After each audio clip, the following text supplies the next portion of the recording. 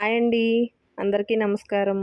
The best సేమియా పాయసం ఎలా చేయాలో సింపుల్ టిప్స్‌తో చూపిస్తాను వచ్చేయండి. సో, ప్రాసెస్‌లోకెళ్ళిపోతే ఫస్ట్ స్టవ్ ఆన్ చేసుకొని కడాయి పెట్టుకొని 2 టేబుల్ స్పూన్ నెయ్యి యాడ్ చేసుకోండి.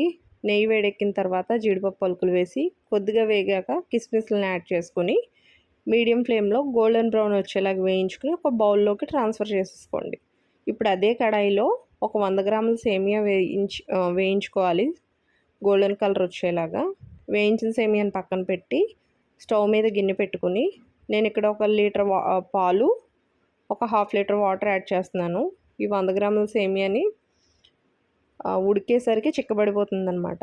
సో, గోరువెచ్చగా అయిన తర్వాత పాలు, అందులో ఒక 2 టేబుల్ స్పూన్ సగ్గుబియ్యం యాడ్ చేసి అవి అడుగంటకుండా కలుపుకొని పాలు పొంగు రానిచ్చుకుని ఆ పొంగుతున్న పాలలో ఇప్పుడు మనం వేయించుకున్న సేమియాను కొద్దిగా యాడ్ చేసుకుని సో సేమియాలు కింద అడుగంటకుండా ఉండలు కట్టకుండా ఇలా కలుపుకుంటూ నెమ్మదిగా మీడియం ఫ్లేమ్లో ఒక 7-8 నిమిషాలు ఉడకనివ్వాలి.